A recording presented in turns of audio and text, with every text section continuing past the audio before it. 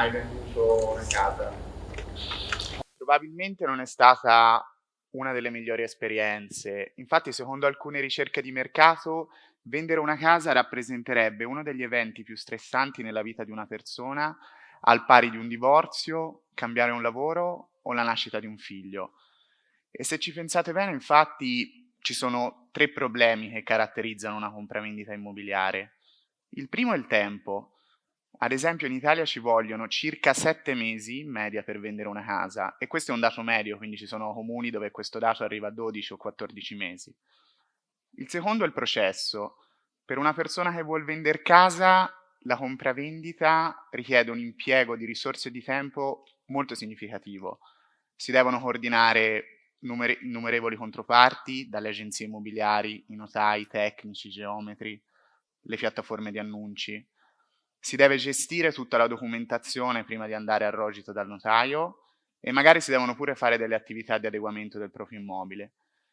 E infine, come se non bastasse, si devono accogliere innumerevoli visite da parte di sconosciuti nella propria abitazione. Magari ci vogliono anche 20 visite prima di trovare l'acquirente finale. Il terzo motivo è lo stress. Vendere una casa per una persona genera ansia, sostanzialmente perché quella persona non sa a che prezzo si chiuderà la trattativa. Magari inizialmente era stata fatta una valutazione per quell'immobile totalmente sbagliata, quindi ci sono state pure delle revisioni durante il tempo che hanno generato ulteriore stress nella persona. E poi non si sa quando si riceverà la liquidità. Ormai la stragrande maggior parte delle compravendite è soggetta a mutuo, quindi una persona deve aspettare anche il processo di approvazione da parte della banca per l'acquirente, oppure ci potrebbe essere anche il rischio che il mutuo non venga approvato per l'acquirente finale. Allora, quando alla fine del 2017 ho fondato Casavo, ci siamo chiesti, io e i primissimi dipendenti, perché vendere una casa per una persona non potesse essere semplice come vendere un titolo in borsa. Se uno vuole oggi apre un'applicazione sul proprio telefono e con un semplice tocco sostanzialmente chiude la transazione, quindi compra o vende un titolo in borsa. Però oggi ci sembra naturale, ma non è sempre stato così, no?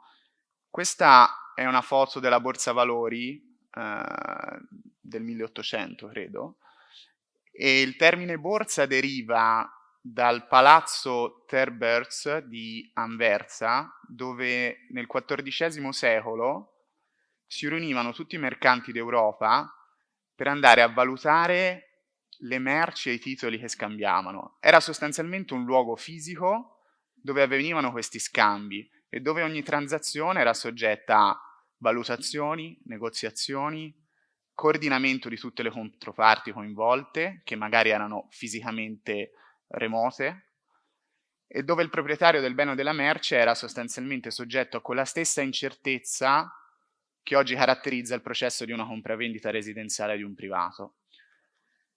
E cosa è successo? Ci sono voluti sostanzialmente 6 secoli perché oggi sia possibile appunto acquistare o vendere con un semplice tocco sul proprio smartphone. E questo grazie sostanzialmente a due fattori. Il primo è l'avvento dei cosiddetti dealer, che sono diversi dagli intermediari. I dealer sono dei soggetti, degli istituti, che acquistano un titolo o un bene da un soggetto per poi rivenderlo successivamente ad un soggetto terzo. E questo è stato il primo fattore. E il secondo fattore è stata la tecnologia.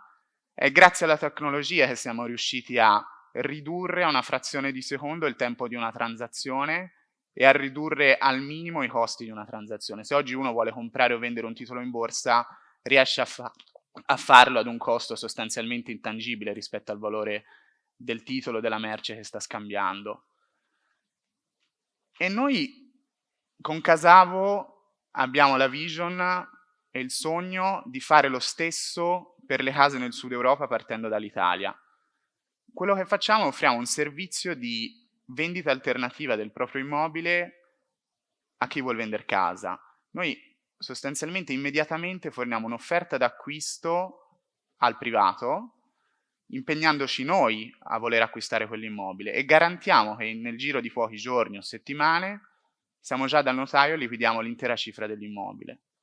Dopodiché il venditore esce di scena, per lui si conclude il processo, ristrutturiamo l'immobile più o meno intensivamente, in parallelo lo ricommercializziamo, troviamo l'acquirente finale e lo vendiamo nuovamente. Stiamo sostanzialmente facendo quello che fanno i dealer per i titoli in borsa. E il tutto supportato da una piattaforma tecnologica che ci consente da un lato, grazie ad un algoritmo, di valutare nel modo più accurato e più veloce possibile gli immobili che stiamo transando e dall'altro di automatizzare e ridurre al minimo le attività e i tempi connesse ad una compravendita, dalla documentazione alla gestione degli appuntamenti, alla commercializzazione, alla ristrutturazione, tutte le fasi del processo.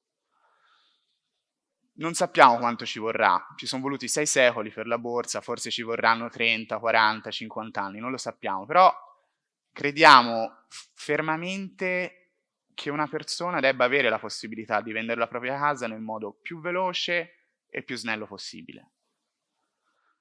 Questo richiede un esercizio che in letteratura di gestione aziendale si chiama category design. Molto semplicemente significa disegnare una nuova categoria all'interno di un mercato tradizionale preesistente. Vi faccio 2 esempi semplici e penso più o meno conosciate tutti. Se pensiamo al settore del turismo, quindi dell'alberghiero, della ricettività, Airbnb ha creato una categoria completamente nuova, rivoluzionando quelle che erano le logiche del settore. Lo stesso è accaduto nella mobilità, per i trasporti con l'avvento di Uber. E l'esercizio di disegnare una nuova categoria pone ancora di più l'accento sul valore del capitale umano all'interno di un'azienda nelle prime fasi. E nello specifico presuppone 2 cose in termini di persone. Il primo è freschezza mentale, apertura. E il secondo è essere completamente scevri da quelle logiche di pensiero che da sempre hanno caratterizzato quel determinato settore che si vuole rivoluzionare. E questo è possibile solo se si inizia un progetto di questo tipo con persone che hanno poca o nessuna esperienza all'interno di quel settore. Ecco, questo era l'angolo del coworking milanese da cui siamo partiti alla fine del 2017. Eravamo, come ci chiamavano gli operatori tradizionali all'inizio, un gruppo di ragazzini e avevamo l'idea e il sogno di rivoluzionare il modo con cui si fanno le compravendite residenziali in Italia, non avendo però mai comprato o venduto una casa per conto nostro. E questo è stato fondamentale, è stata la cosa più bella e probabilmente il fattore di successo iniziale per noi e penso lo sia tuttora, onestamente.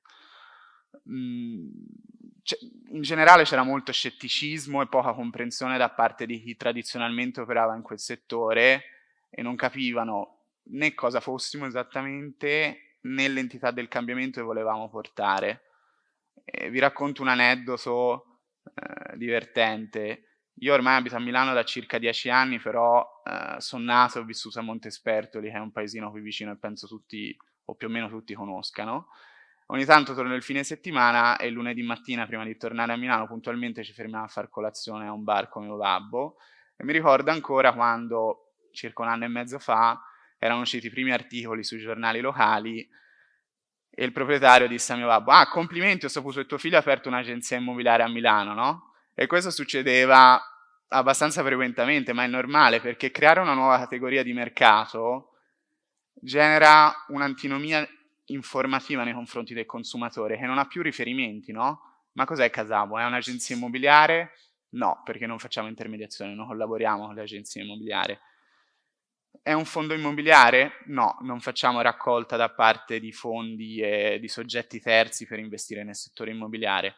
È un costruttore? No, neanche. Prendiamo immobili usati e la ristrutturazione al massimo va ad agire sulla redistribuzione interna di quell'immobile. Noi siamo un instant buyer, questa etichetta è nata in America quasi 5 anni fa per descrivere questa nuova categoria di mercato. E pensate che in città come Phoenix, dove il modello è partito inizialmente, un immobile su 10 ormai si vende senza più una visita, o al massimo una visita fisica all'immobile, quindi viene valutato istantaneamente, e la transazione si chiude nel giro di una settimana più o meno. E questo succede per un immobile su 10. È come se voi oggi, invece di vedere le insegne per strada dei principali franchising di agenzie immobiliari, non vedeste più niente, ci fosse una piattaforma tecnologica dove ogni persona, prima di vendere la casa, si fa fare una valutazione e poi 1 su 10 tendenzialmente lo vende a questa piattaforma.